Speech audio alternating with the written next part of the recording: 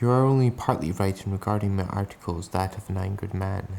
That epithet is too mild and inadequate to express the state to which I was reduced on reading your book. No, there was a more important reason for this. One could endure an outraged sense of self-esteem, and I should have had the sense to let the matter pass in silence, were that the whole gist of the matter. But one cannot keep silent when lies and immortality are preached as truth and virtue under the guise of religion and the protection of the not.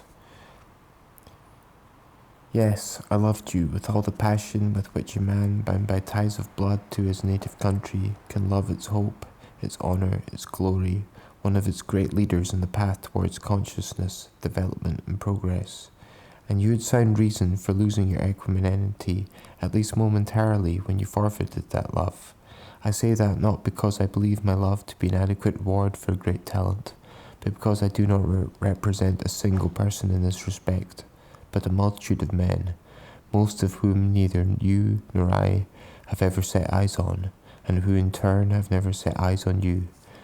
I find myself at loss to give you an adequate idea of the indignation your book has aroused in all noble hearts, and of the wild shouts of joy that were set upon its appearance by all your enemies, both the non-literary, the Chichkovs, the Nozdrevs, and the mayors, and by the literary, whose names are well known to you. You see yourself that even those people who are of one mind with your book have disowned it. Even if it had been written as a result of deep and sincere conviction, it could not have created any impression on the public other than the one it did. And it is nobody's fault but your own if everyone, except the few who must have seen and known it in order not to derive pleasure from their approval, received it as an ingenious but all too unceremonious artifice for achieving a purely earthly aim by celestial means. Nor is it in any way surprising. What is surprising is that you find it surprising. I believe that is so because of your profound knowledge of Russia is only that of an artist, but not of a thinker, whose role you have so ineffectually tried to play in your fantastic book. Not that you are not a thinker, but that you have been accustomed for so many years to look at Russia from your beautiful far away. And who does not know that there is nothing easier than seeing things from a distance the way we want to see them? For in that beautiful far away, you live a life that is entirely alien to it. You live in and within yourself, or within a circle of the same mentality as your own that is powerless to resist your influence on it. Therefore, you fail to realize that Russia sees her salvation not in mysticism or asceticism or pietism, but in the success of civilization, enlightenment, and humanity. What she needs is not sermons, she has heard enough of them, or prayers, she has repeated them too often, but the awakening in the people of a sense of their human dignity, lost for so many centuries amid dirt and refuse. She needs rights and laws conforming not to the preaching of the Church, but to common sense and justice, and their strictest possible observance, instead of which she presents the dire spectacle of a country where men traffic in men, without even having the excuse so insidiously exploited by the American plantation owners who claim that the Negro is not a man. A country where people call themselves not by names but by nicknames, such as Vanka, Vaska, Steshka, Palashka. A country where there are not only no guarantees for individuality, honor and property, but even no police order, and where there is nothing but vast corporations of official thieves and robbers of various descriptions.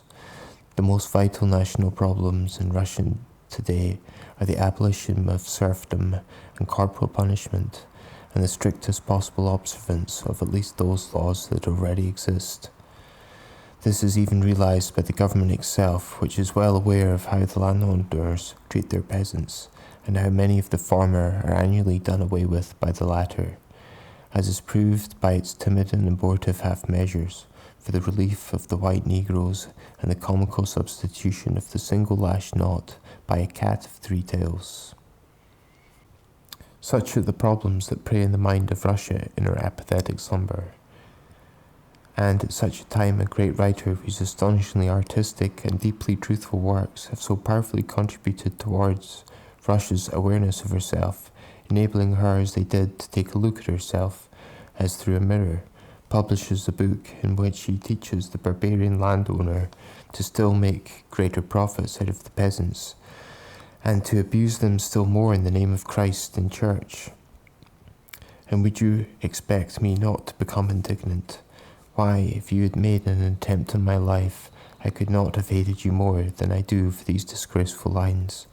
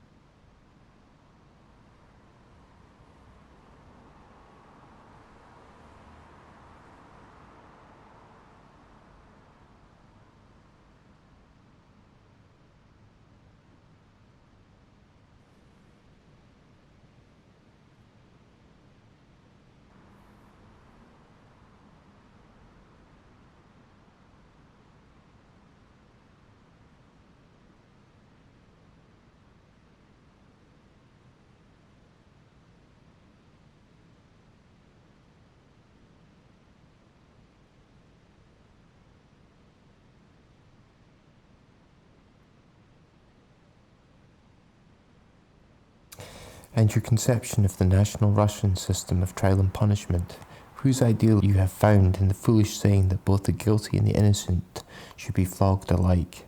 That, indeed, is often the case with us, though more often than not, it is the man who is in the right who takes the punishment, unless he can ransom himself.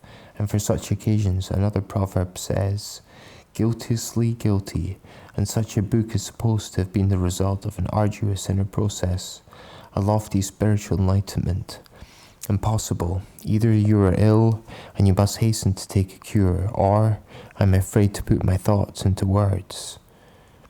Proponent of the knot, apostle of ignorance, champion of obscurification and Stygian darkness, panegyrics of Tartar martyrs, what are you about? Look beneath your feet. You're standing on the brink of the abyss. That you base such teaching on the Orthodox Church, I can understand. It has always served as the prop of the knout and the servant of despotism, but why have you mixed Christ up in it? What have you found in common between him and any church, least of all the Orthodox Church? He was the first to bring people the teaching of freedom and equality and brotherhood, and to set the seal of truth to that teaching by martyrdom. And this teaching was men's salvation only until it became organized in the church and took the principle of orthodoxy for its foundation. The church, on the other hand, was a hierarchy, consequently a champion of inequality, a flatterer of authority, an enemy of and persecutor of brotherhood among men, and so too it has remained this day. But the meaning of Christ's message has been revealed by the philosophical movement of the preceding century, and that is why a man like Voltaire, who stamped out the fires of fanaticism and ignorance in Europe by ridicule, is, of course, more the son of Christ, flesh of flesh, and bone of his bone, than all of your priests, bishops, metropolitans, and patriarchs, Eastern or Western. Do you really mean to say that you do not know that? Now it is not even a novelty to a schoolboy. Hence, can it be that you, the author of the Inspector General and Dead Souls, have in all sincerity from the bottom of your heart sung a hymn to the nefarious Russian clergy, whom you rank immeasurably higher than the Catholic clergy? Let us assume that you do not know that the latter had once been something, while the former had never been anything but a servant and a slave of the secular powers. But do you really mean to say that you do not know that our clergy is held in universal contempt by the Russian society and the Russian people? About whom do the Russian people tell dirty stories? Of the priest, and the priest's wife, the priest's daughter, and the priest's farmhand. Does not the priest in Russia represent the embodiment of gluttony, avarice, severity, and shamelessness of all Russians? Do you mean to say that you do not know all this? Strange. According to you, the Russian people is the most religious in the world. That is a lie. The basis of religiousness is pietism, reverence, fear of God, whereas the Russian man utters the name of the Lord while scratching himself somewhere. He says of the icon, if it works, pray to it. If it doesn't, it's good for covering pots. Take a closer look and you will see that it is by nature a profoundly atheistic people. It still retains a good deal of superstition, but not a trace of religiousness. Superstition passes with the advances of civilization, but religiousness often keeps company with them too. We have a living example of this in France, where even today there are many sincere Catholics among enlightened and educated men, and where many people whom have rejected Christianity still cling stubbornly to some sort of God. The Russian people is different. Mystic exaltation is not in its nature. It is too much common sense, a too lucid and positive mind, and therein perhaps lies the vastness of its historic destinies in the future. Religiousness has not even taken root among the clergy in it, since a few isolated and exceptional personalities distinguished for such cold aesthetic contemplation prove nothing. But the majority of our clergy has always been distinguished for their fat bellies, scholastic pedantry, and savage ignorance. It is a shame to accuse it of religious intolerance and fanaticism. Instead, it could be praised for exemplary indifference in matters of faith. Religiosity among us appeared only in the scholastic sects, who formed a such contrast in spirit to the mass of the people, and whom were numerically so insignificant in comparison with it. I shall not expatiate on the panegyric to the affectionate relations existing between the Russian people and its lords and masters. I shall say point blank that the panegyric has met sympathy nowhere, and has lowered you even in the eyes of the people, whom in other respects are very close to you in their views. I leave it to your conscience to admire the divine beauty of the autocracy, and is both safe and profitable, but continue to admire it judiciously from your beautiful far away.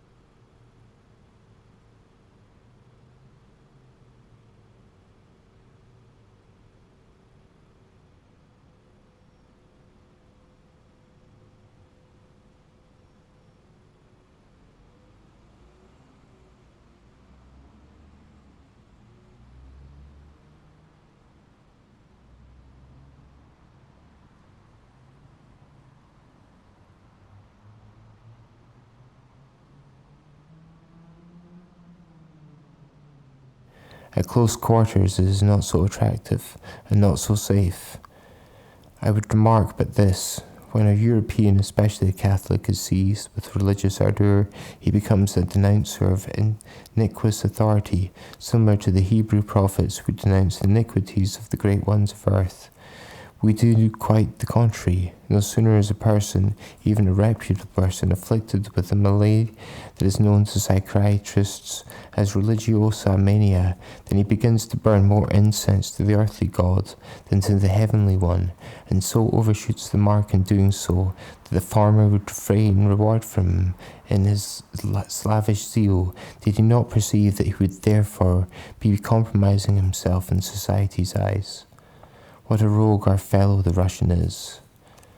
And another thing, I remember you saying in your book, claiming it to be great and incontrovertible truth, is that literacy, not merely useless, but positively harmful to the common people. What can I say to this? May your Byzantine God forgive you that Byzantine thought, unless, in committing it to paper, you knew not what you were saying. But perhaps you will say, assuming that I have erred, and that all my ideas are false, but why should I be denied the right to err, and why should people doubt the sincerity of my errors? Because, I would say in reply, such a tendency has long ceased to be a novelty in Russia. Not so very long ago it was drained to the lees by Mlynczak, an advocate of the official nationality and his fraternity. Of course, your book shows a good deal more intellect and talent, though neither of those elements is very richly represented than their works, but then they have developed your common doctrine with greater energy and greater consistence than they have boldly reached its ultimate conclusions, have rendered all to the Byzantine God, and left nothing for Satan. Whereas you, wanting to light a taper to each of them, have fallen into contradiction, upholding, for example, Pushkin, literature, and the theatre, all of which, in your opinion, if you were only conscientious enough to be consistent, can no way serve the salvation of the soul, but can do a lot towards its damnation. Whose head could have digested the idea of Gogol's identity with Mlynczak? You have placed yourself in too high in regard of the Russian public for it to be able to believe you sincere in such convictions. What seems natural in fools cannot seem in a man of genius. Some people have been inclined to regard your book as the result of mental derangement, verging on sheer madness, but they soon rejected such a proposition, for clearly that book was not written in a single day or a week or a month, but very lately in 1, 2, or 3 years. It shows coherence.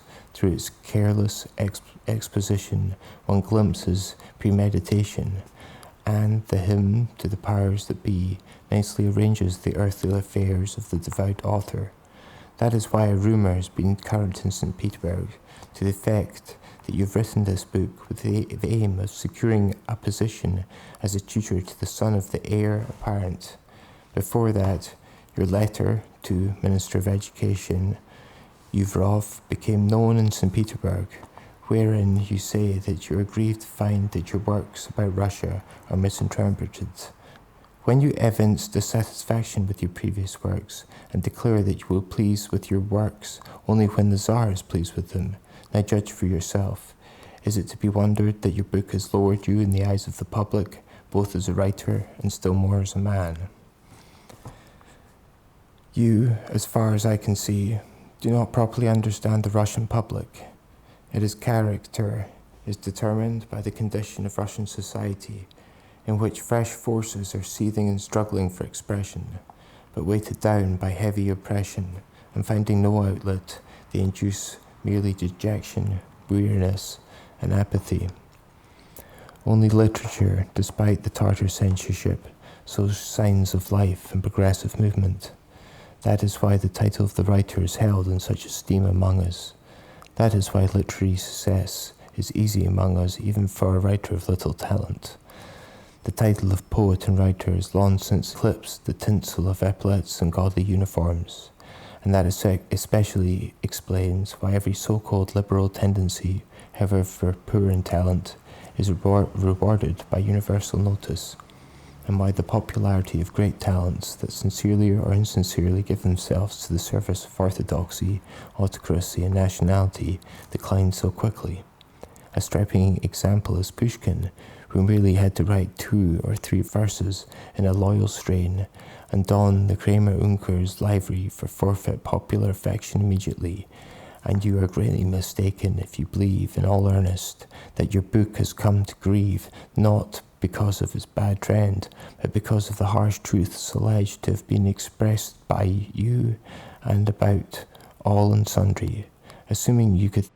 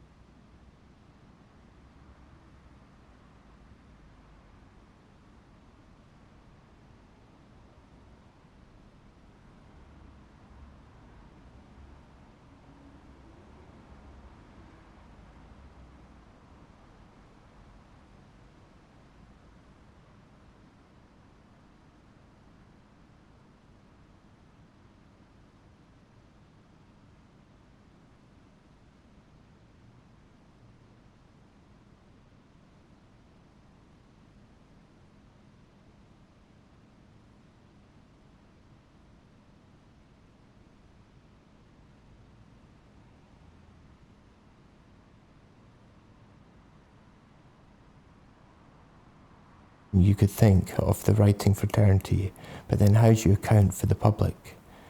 Did you tell it less bitter home truths, less harshly, and with less truth and talent in the Inspector General and Dead Souls?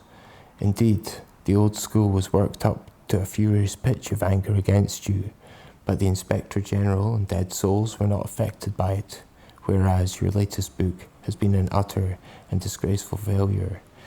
And here the public is right, for it looks upon Russian writers as its only leaders, defenders and saviours against Russian autocracy, orthodoxy and nationality, and therefore, while always prepared to forgive a writer a bad book, will never forgive a pernicious book.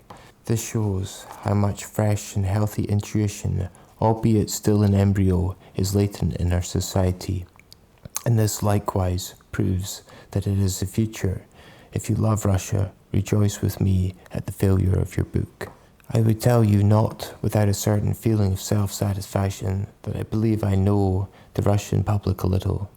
Your book alarmed me by the possibility of it exercising a bad influence from the government and the censorship, but not the public. When it was rumoured in St. Petersburg that the government intended to publish your book in many thousand copies and sell it at an extremely low price, my friends grew despondent, and I told them then and there that the book, despite everything, would have no success, and that it would soon be forgotten. In fact, it is now better remembered for the articles that have been written about it than for the book itself. Yes, the Russian has a deep, though still undeveloped, instinct for truth. Your conversion may conceivably have been sincere, but the idea of bringing it to the notice of the public was a most unhappy one. The days of naive piety have long since passed, even in our society. It already understands that it makes no difference where one prays, and that the only people who seek Christ in Jerusalem are those who have never carried him in their breasts or who have lost him. He who is capable of suffering at the sight of other people's sufferings, and who is pained at the sight of other people's oppressions, bears Christ within his bosom, and has no need to make a pilgrimage to Jerusalem. The humility you preach, first of all, not novel, and second, it savours on one hand the prodigious pride, and on the other, the most shameful degradation of one's humanity. The idea of becoming a sort of abstract perfection, of rising above everyone else in humility, is the fruit of either pride or imbecility, and in either case leads inevitably to hypocrisy, sanctimoniousness, and incomprehensibility. Moreover, in your book, you have taken the liberty of expressing yourself with gross cynicism, not only of other people, that would be merely impolite, but of yourself. For if a man who strikes his neighbour on the cheek invokes indignation, the sight of a man striking himself on the cheek evokes contempt. No, you are not illuminated. You are simply beclouded. You have failed to grasp either the spirit or the form of Christianity in our time. Your book breathes not the true Christian teaching, but the morbid fear of death, of the devil, and of hell. And what languages, what phrases! Every man hath now become trash and rag. Do you really believe that in saying hath instead of has, you're expressing yourself biblically? How eminently true it is that when a man gives himself wholly up to lies, intelligence and talent desert him. If this book did not bear your name, who'd have thought that this turgid and squalid bombast was the work of the author of Inspector General and Dead Souls? As far as I am concerned, I repeat, you are mistaken in taking my article to be an expression of vexation at your comment on me as one of your critics. Were this the only thing to make me angry, I would have reacted with annoyance to it alone, and would have dealt with the rest with unruffled impartiality. But it is true that your criticism of your admirers is doubly bad.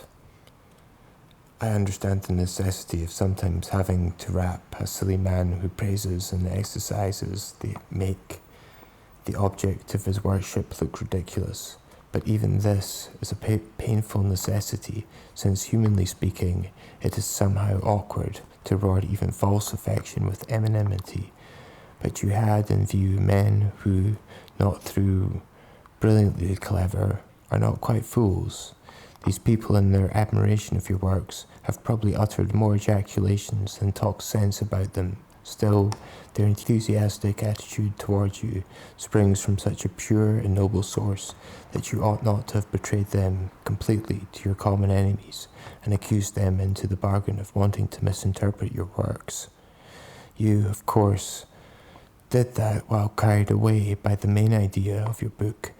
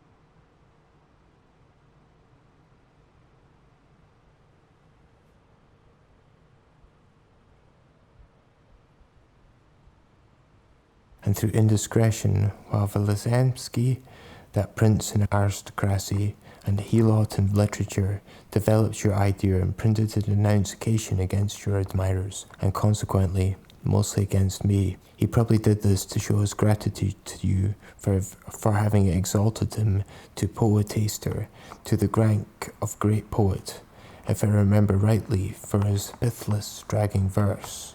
That is all very bad. That you were merely biding your time in order to give the admirers of your talent their due as well, after giving it, with proud humility, to your enemies, I was not aware, I could not, and I must confess I did not want to know it. It was your book that lay before me, and not your intentions. I read and reread it 100 times, but I found nothing in it that was not there, and what was there deeply offended and incensed my soul. Were I to give free rein to my feelings, this letter would probably grow into a voluminous notebook. I never thought of writing you on this subject, though I longed to do so, and though you gave all and sundry printed permission to write you without ceremony, with an eye to the truth alone. Were I in Russia, I would not be able to do it, for the local Shepskins open other people's letters, do not merely for their own pleasure, but as a matter of official duty, for the sake of informing. The summer insipid consumption has driven me abroad, and Nekrasov has forwarded me your letter to Salzbrunn, which I am leaving today with Annikov for Paris, via Frankfurt on Main. The unexpected receipt of your letter has enabled me to unburden my soul of what has accumulated there against you on account of your book. I cannot express myself by halves.